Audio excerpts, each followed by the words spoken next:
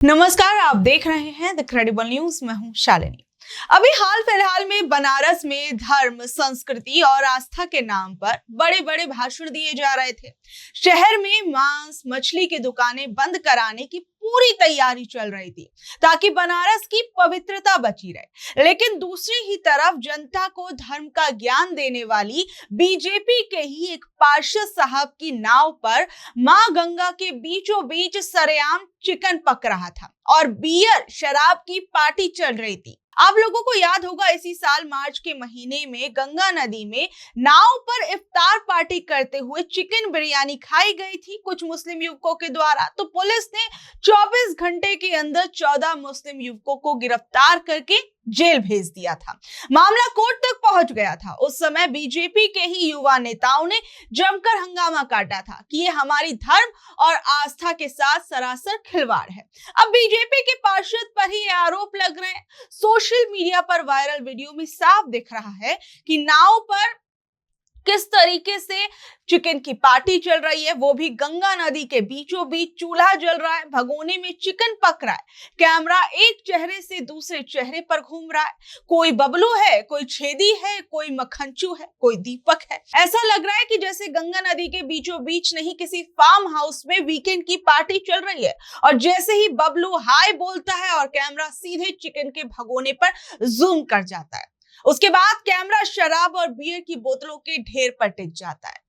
सवाल यह है कि क्या यही है गंगा की मर्यादा? क्या यही है आस्था का सम्मान? और क्या यही वो लोग हैं जो बाकी लोगों को धर्म का पाठ पढ़ाते हैं? मामला यही खत्म नहीं होता। आप देखिए, अभी बनारस में मांस मछली की दुकानों को लेकर बड़ा विवाद चल रहा था। वाराणसी नगर निगम ने ये फैसला किया था कि शहर के अंदर चल रही करीबन 350 से लेकर 450 जो मांस मछली और चिकन की दुकानें हैं, वो धीरे धीरे शहर से बाहर शिफ्ट कर दी जाएंगी ताकि धर्म बचा रहे, आस्था के साथ खिलवाड़ ना हो, शहर में गंदगी ना फैले। 6 जून को हुई नगर निगम की बैठक में ये प्रस्ताव पास किया गया। योजना है कि रामनगर, सूजाबाद, शिवपुर जैसे इलाकों में नया मीट मार्केट बनाया जाएगा और दुकानदारों को वहां भेज दिया जाएगा। नगर निगम और मेयर कह रहे हैं कि काशी कोई आम शहर नहीं है। यहाँ हर दिन लाखों श्रद्धालु दर्शन और पूजा पाठ के लिए आते हैं। ऐसे में सड़कों के किनारे खुलेआम मांस मछली बिकने से शहर की धार्मिक छवि खराब होगी। उनका ये भी कहना है कि इससे गंदगी होती है, बदबू होती है और हेल्थ रिलेटेड प्रॉब्लम्स जो है वो बढ़ जाती हैं। इसलिए दुकानों को शहर से बाहर ले जाना बहुत ज्यादा जरूरी है। लेकिन दूसरी तरफ जो वहां पर रहने वाले दुकानदार हैं, जो अपनी दुकानें लगा रहे हैं कई कई सालों से, और जो वहां के जो स्थानीय लोग हैं वो चिंता में आ गए। वो कह रहे हैं कि लोग आमतौर पर अपने घर के पास की दुकानों से ही मांस मछली खरीदना पसंद करते हैं। अगर दुकानें 8-10 किलोमीटर दूर चली जाएंगी तो ग्राहक कम हो जाएंगे। और मेरे ख्याल से अगर ये दुकानें वहां चली जाएंगी तो बहुत से जो ग्राहक होंगे वो अपना मन यही कहकर मार देंगे कि भैया कौन जाए इतनी दूर, इससे अच्छा हम अपने घर के अंदर जो वेजिटेरियन खाना है वही खा लेते हैं। और कहीं ना कहीं तमाम चीजों से जो ये चिकन और मांस मछली का कारोबार जो है उस पर एक बड़ा असर पड़ेगा। कई दुकानदार ये कह रहे हैं कि उन्होंने सालों की मेहनत से अपना काम जमाया, लेकिन अब उन्हें सब कुछ फिर से शुरू करना पड़ेगा। वहीं होटल और ढाबा चलाने वाले लोगों का कहना है कि अगर सामान शहर से बाहर से लाना पड़ेगा तो ट्रांसपोर्ट का खर्चा बढ़ जाएगा और इसका सीधा असर खाने की कीमतों पर पड़ेगा, जिसका साफ मतलब है कि इसका भुगतान किसे करना पड़ेगा? आम लोगों को। आम लोगों की जेब पर इसका असर पड़ेगा अगर वो कहीं भी बाहर खाना खाते हैं, किसी रेस्टोरेंट के अंदर बैठकर या कहीं भी। और आप देखिए कि ऐसा नहीं कि रेस्टोरेंट वगैरह के अंदर ये नॉनवेज मिलना बंद हो जाएगा, उससे बनी चीजें जो है वो मिलनी बंद हो जाएगी। तो ऐसे में जो वहां पे कंज्यूमर थे, जो उपभोक्ता है, वो ये कह रहे हैं कि अगर शहर के अंदर बड़े बड़े होटल्स और रेस्टोरेंट में ये नॉन वेजिटेरियन खाना मिलता रहेगा तो फिर आप ये बताइए कि आपका क्या मतलब रह जाता है कि इससे जो शहर है उसकी शुद्धता बरकरार रहेगी। सवाल यही है कि क्या जब गंगा के बीचों बीच चिकन पार्टी चल रही थी तब धार्मिक पहचान क्या छुट्टी पर चली गई थी? और वो भी बीजेपी पार्षद की नाव पर ये सब कुछ तमाशा चल रहा था। अब क्या बीजेपी के लोगों को इससे कोई दिक्कत नहीं हो रही? क्या अब इससे उन लोगों की भावनाएं आहत नहीं हो रही? जब बियर की बोतलें सज रही थी तब संस्कार कहां गए थे? जब नाव पर दावतें चल रही थी तब आस्था को ठेस नहीं पहुंची? यही सवाल अब सोशल मीडिया पर पूछा जा रहा है। वीडियो वायरल हुआ तो पुलिस हरकत में आई। दशवामेध थाना पुलिस ने वीडियो की जांच शुरू की। वीडियो में दिख रहे 5 लोगों को गिरफ्तार भी किया गया। पुलिस ने बीएनएस की धाराओं के तहत मुकदमा दर्ज किया। जिस नाव पर ये पूरी पार्टी चल रही थी उसे भी सीज किया गया। एसपी दशवामेध कह रहे हैं कि गंगा में इस तरीके की हरकतें बर्दाश्त नहीं की जाएंगी। लेकिन यहाँ ये एक सवाल है कि अगर पुलिस कार्रवाई कर रही है तो ठीक है, अच्छी बात है, लेकिन कार्रवाई वायरल वीडियो के बाद ही क्यों हो रही है? वीडियो क्या अगर वायरल नहीं होता तो क्या ये सब कुछ ऐसे ही चलता रहता और ना जाने कितने लोग ये सब चीजें करते होंगे? क्योंकि तभी तो वो युवक जो है खुलेआम मस्ती में एकदम वीडियो बना रहा है, चिकन दिखा रहा है, बियर की बोतलें दिखा रहा है, मस्तियां कर रहा है, व्लॉग बना रहा है, हेलो हाय गाइस कर रहा है। और गंगा में नाव पर होने वाली पार्टियां कोई नई बात नहीं है। पुलिस खुद कह रही है कि पिछले 3 महीने में करीबन 2 दर्जन लोगों को गिरफ्तार किया जा चुका है। मतलब समस्या लगातार है और प्रशासन को जानकारी भी है। फिर सवाल उठता है कि रोक क्यों नहीं लग पा रही?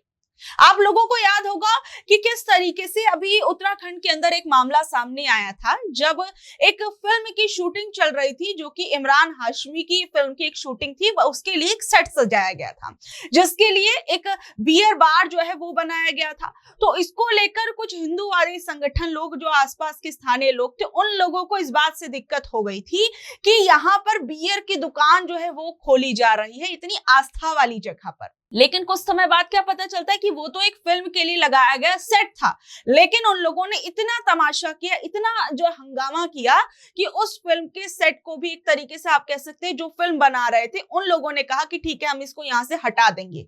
उनको भी जैसे तैसे करके मामला रफा दफा करना पड़ा।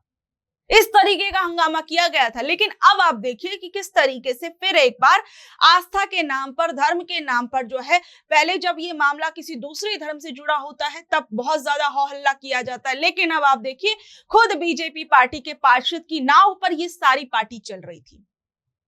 क्या गंगा के बीचों बीच पार्टी करना इतना आसान है, या फिर लोगों को लगता है कि वायरल होने तक सब कुछ चल जाएगा, कोई नहीं देख रहा तो आराम से मजे में पार्टी करो? आप लोगों को याद होगा कि कैसे मार्च के महीने में गंगा पर इफ्तार पार्टी का वीडियो वायरल हुआ था। आरोप लगा कि बिरयानी खाई गई, अवशेष नदी में फेंक दिए गए। जब वीडियो वायरल हुआ, शिकायत हुई, तो 24 घंटे के अंदर 14 मुस्लिम युवकों को गिरफ्तार किया गया।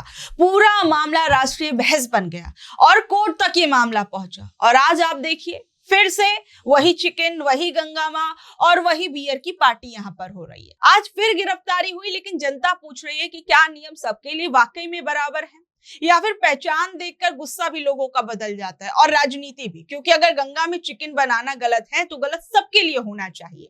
अगर धार्मिक भावनाएं आहत होती हैं तो सबकी हरकतों से होनी चाहिए, और अगर कानून लागू होता है तो बिना भेदभाव के होना चाहिए। सबसे बड़ा सवाल भाजपा पर उठ रहा है, क्योंकि आरोप है कि जिस नाव पर पार्टी हुई उसका संबंध सीधे बीजेपी के पार्षद से है। ऐसे में उस पार्षद को भी आकर सफाई देनी चाहिए, अपनी बात रखनी चाहिए, और उन लोगों, बीजेपी के लोगों को भी सवाल पूछना चाहिए उस पार्षद से कि आखिर में क्यों आपकी नाव पर ये पार्टी चल रही थी।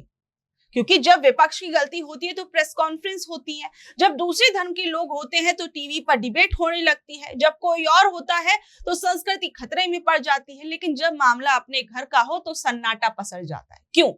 क्या आस्था का मीटर भी पार्टी देखकर चलता है? क्या गंगा सिर्फ राजनीति का मुद्दा है या सचमुच श्रद्धा का विषय है? और यही इस पूरे मामले का सबसे बड़ा मुद्दा है। गंगा करोड़ों लोगों की आस्था है। आप देखिए बनारस में जहां चिकन बियर पार्टी पर बवाल काटा जा रहा है, वहीं इसी यूपी के बरेली में आप देखिए कैसे माहौल खराब करने की बेहद घिनौनी साजिश की गई। हुआ ये कि बरेली के खाईखेड़ा गांव में मुहर्रम का जुलूस निकल रहा था।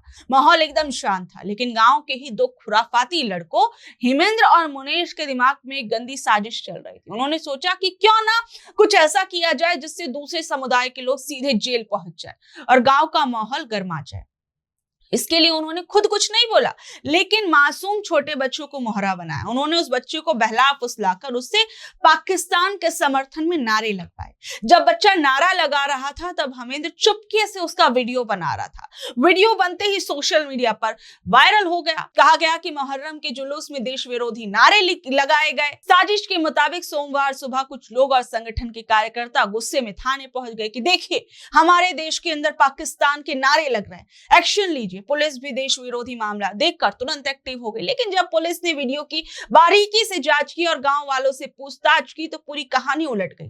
पता चला कि जिन लोगों ने वीडियो वायरल किया था वो दूसरों को फंसाना चाहते थे और ये पूरी करतूत उन्हीं की थी। पुलिस ने जब हमेंद्र और मुनेश को उठाकर कड़ाई से पूछताछ की तो दोनों ने अपना गुनाह कबूला कि हाँ, हमने ही दूसरे पक्ष को फंसाने के लिए बच्चों से नारे लगवाए थे। सोचिए, उन मासूम बच्चों को बहला फुसलाकर ये उद्दंडी लोग जो हैं माहौल खराब करने की कोशिश कर रहे थे। मतलब आप देखिए कि जो दूसरों के लिए गड्ढा खोदेगा कभी ना कभी खुद भी उसी गड्ढे के अंदर गिरेगा ही। पुलिस ने इस मामले में कई धाराओं के तहत मुकदमा दर्ज कर लिया है।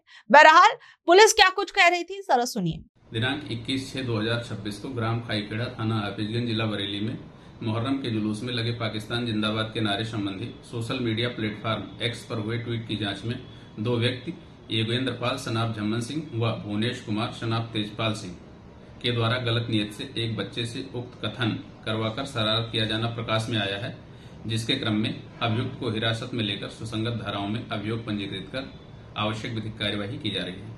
आप देखिए कि किस तरीके से जब मामला जो है वो दूसरे समुदाय से जुड़ा होता है तब बीजेपी के लोग, कई हिंदूवादी संगठन, उनकी भावनाएं आहत होने लगती हैं। लेकिन अब जब अपने ही लोग इस भावनाएं आहत करने वाले चक्कर के अंदर फंसे हुए हैं तो क्या इस पर कुछ बोला जाएगा? बहरहाल आप लोग इस खबर पर क्या कुछ कहेंगे नीचे के कमेंट बॉक्स में जरूर बताइएगा और ऐसी अपडेट से जुड़े रहने के लिए देखते रहिए द क्रेडिबल न्यूज। मैं हूं शालिनी, धन्यवाद।